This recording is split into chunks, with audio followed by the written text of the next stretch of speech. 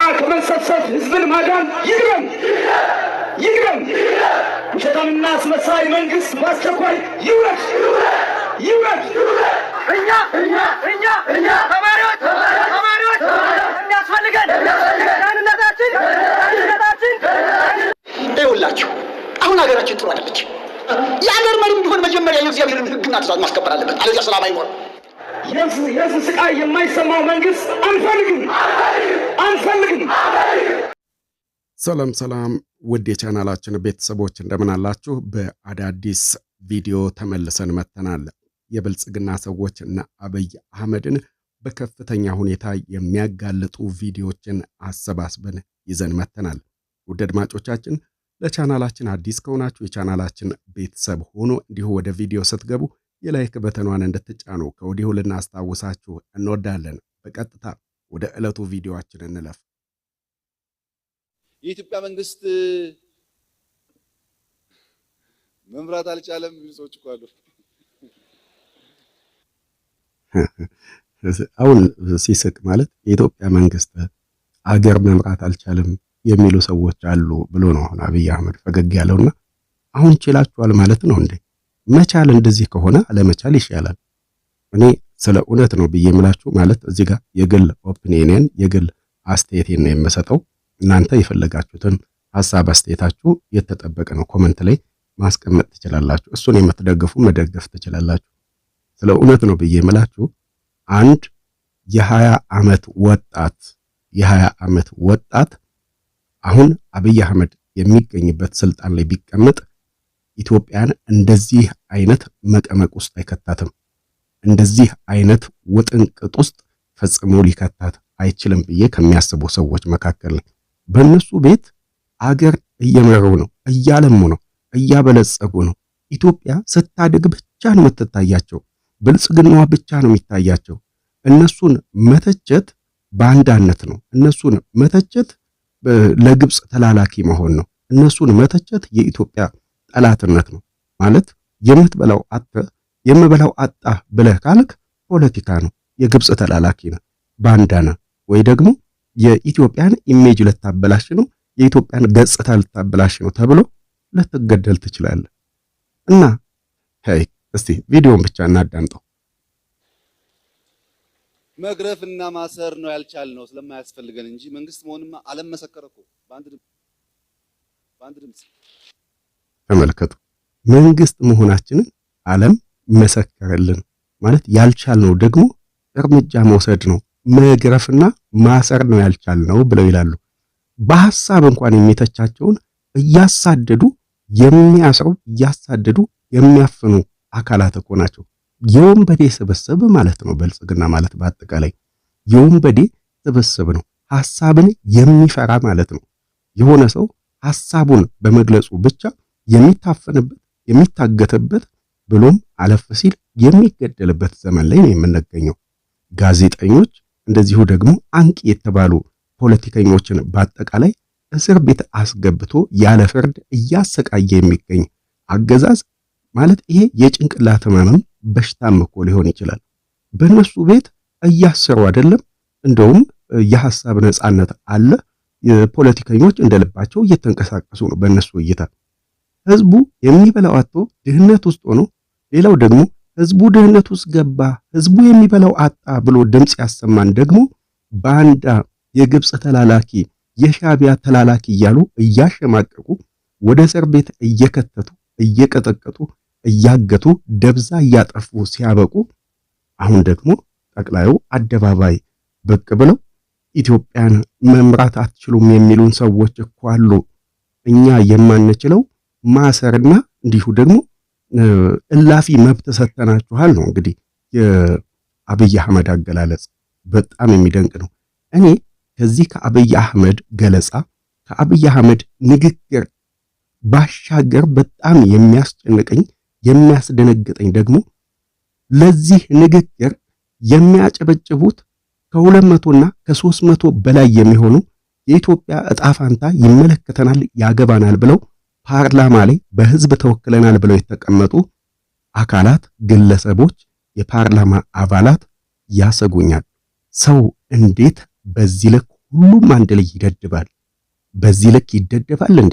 በዚህ ልክ ሰው እንዴት እያየ እንዳላየ የህዝቡን ስቃይ የህዝቡን በደል ዓለም እየመሰከረ ባለበት በዚህ ሰዓት ዓለም አቀፍ ሚዲያዎች በኢትዮጵያ ውስጥ ያለውን ረሃብ፣ ህዝቡ ችግር ውስጥ መግባቱን፣ የሚበላው ማጣቱን፣ የእርስ በርስ ጦርነቶች ከምንጊዜውም በላይ ህዝቡ እያለቀበት እንደሚገኝ አሁንም ደግሞ አደገኛ ጦርነቶች ሊቀሰቀሱ እንደሚችሉ ዓለም አቀፍ ሚዲያዎች፣ ዓለም አቀፍ የሰብአዊ መብት ተሟጋቾች፣ ዓለም አቀፍ መንግስታት እየገለጹ ባለበት በዚህ ሰዓት ብልጽግና በሳላት ኢትዮጵያ ውስጥ የሚገኙ የብልጽግና ባለስልጣናት ግን በፍጹም አያዩትም። እንደውም ኢትዮጵያ በልጽጋ አብባ በጣም ከዓለም ተወዳዳሪ ሆና ነው ለነሱ የሚታያቸው። ህዝቡ ጎብጦ አንገቱ ላይ ሸምቀቆ አስገብቶ አንገቱን ደፍቶ እየለመነ እየተሰቃየ እከክ የሆነ ህይወት እያሳለፈ ባለበት በዚህ ሰዓት እነሱ ግን በልጽጋችኋል፣ አድጋችኋል፣ እናንተንም ደግሞ ማስተዳደር ችለናል፣ እንዲሁ ደግሞ ኢትዮጵያ ውስጥ ነጻነት አለ፣ እንደፈለጋችሁ ነጻነት ስላላችሁ ነው እየተቻችሁ ነው የምትገኙት በሚል በተደጋጋሚ ህዝቡ ላይ የሚፈጽሙት ግፍ በደል ሳያንስ ህዝቡ ላይ ማላገጣቸው ደግሞ የበለጠ የሚያም ነው። ተመልከቷቸው እነዚህን አጨብጫቢዎች።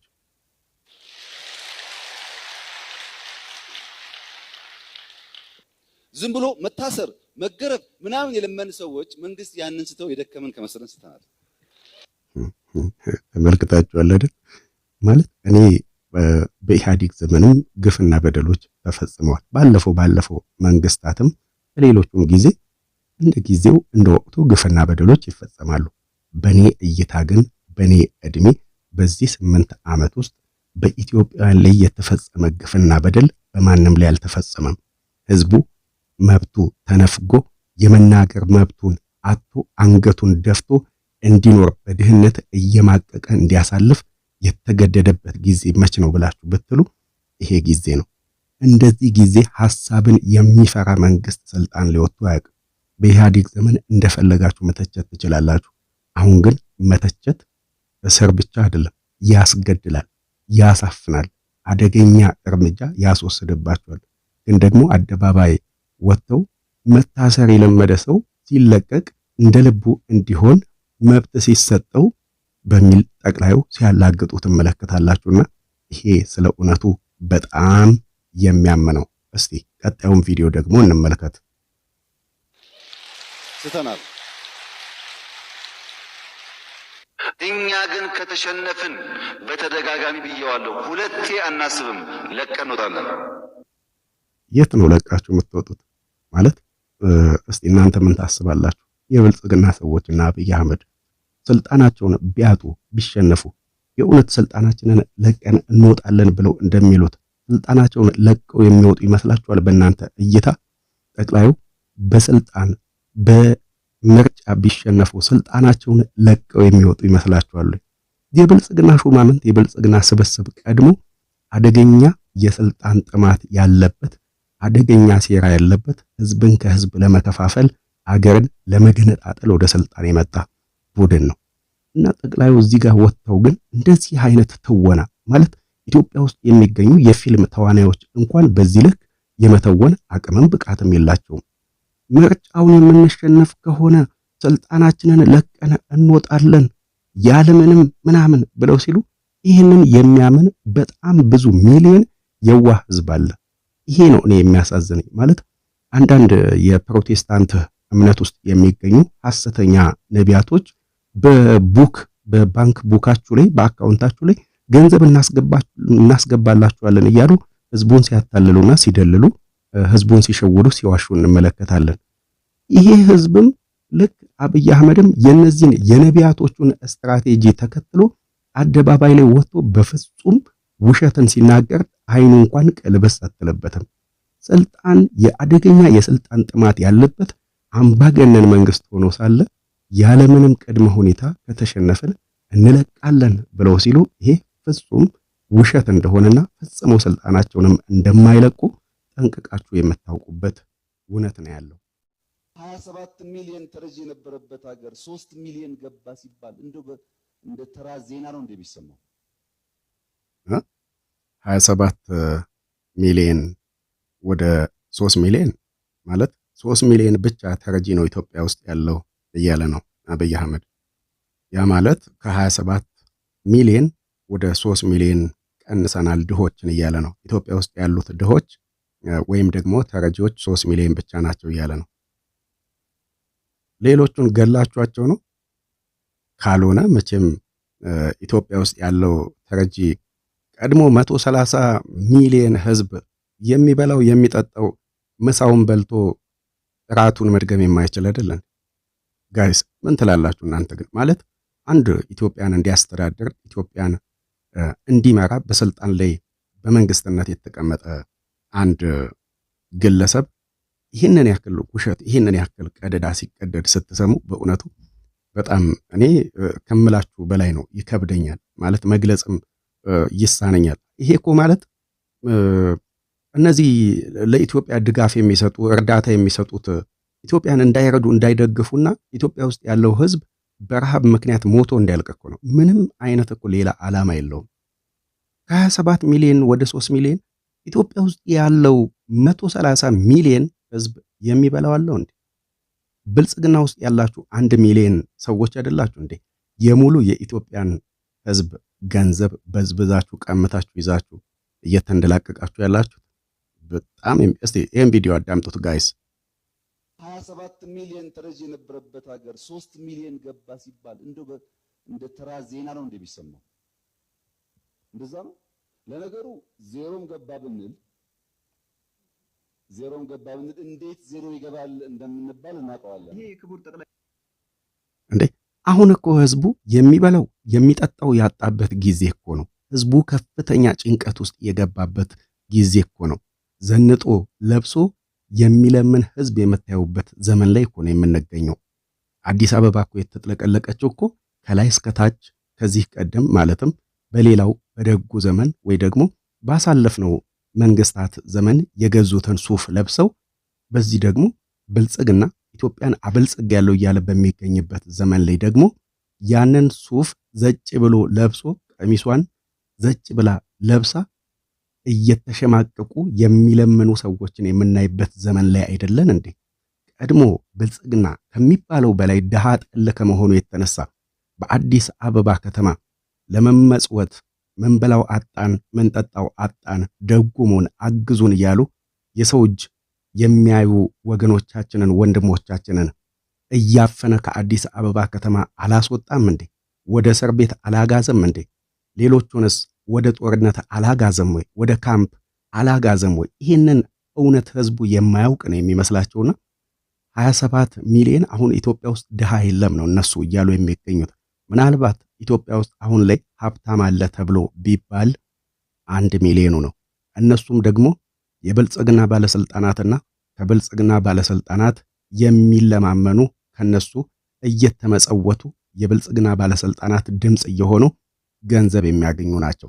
እንደነ ኤርሚያስ ማለት ነው እንጂ አሁን ኢትዮጵያ ውስጥ ድሃ እኮ አይደለም። እናንተ በዛኛው ዘመን እኮ እኔ የኢህአዴግን ዘመን ደጉ ዘመን ነው ብለው በኢህአዴግ ዘመን እኮ ቢያንስ ማለት ነው ህዝቡ በቀን 3 ጊዜ በልቶ ማደር ይችላል። መቅሰስ የሚባል የምግብ ክፍለ ጊዜ ነበር በዛ ጊዜ። አሁን እኮ በቀን 1 ጊዜ መብላት የማይችልበት ህዝቡ መኖር ከብዶት ድህነት ከብዶት አንገቱ ላይ ሸምቆቆ አስገብቶ በምግብ እጦት ከመሞት ራሴን አጠፋለሁ ብሎ በዝግጅት ላይ የሚገኝበት ጊዜ ላይ እኮ ነው የምንገኘው። ባለፈው በደናው ዘመን በኢህአዴጉ ዘመን ህዝቡ ሰርቼ ነግጄ ሀብታም መሆን እችላለሁ የሚልበት ወቅት ነበር። አሁን ላይ ግን ህዝቡ አይደለም ሰርቶ ሀብታም መሆን አይደለም ነግዶ ማትረፍ እጁ ላይ ያለው እየተቀማ ባዶ እንዲሆን እንዲደህይ በመንግስት መዋቅር በኩል እኮ ነው አደገኛ ሴራዎች እየተሰሩ ህዝቡ እከክ ወደሆነ ህይወት እንዲገባ እከክ ወደሆነ ድህነት እንዲገባ በመንግስት እኮ ነው አደገኛ ፕሮጀክት ተቀርጾ አሁን ህዝቡ የሰው እጅ እያየ እየለመነ አደባባይ የወጣበት ዘመን ላይ መንግስት ደግሞ አደባባይ ወጥቶ በእውነቱ ኢትዮጵያ ውስጥ ምን ረሃብ አለ ህዝቡ የሚበላው መቻጣ ከ27 ሚሊዮን 3 ሚሊዮን ብቻ ድሃ ነው አሁን ያለን እያለ ሲመጻደቅ ስትሰሙት በጣም የሚያም ዘመን ላይ ነው የምንገኘው። በተለይ ደግሞ ድህነታችሁ ሲደበቅባችሁ የምትበሉት የምትጠጡት አጣችሁ ጠግባችኋል፣ እየበላችሁ ነው፣ ኢትዮጵያ እያደገች ነው ተብላችሁ ስትባሉ ስለ የትኛዋ ኢትዮጵያ ነው ብላችሁ ትጠይቃላችሁና አዳምጡት እስቲ። ጠቅላይ ሚኒስትራችን ንግግር እንግዲህ ሰሞኑን በጣም መነጋገሪያ ከሆኑ ንግግሮች አንዱ ነው።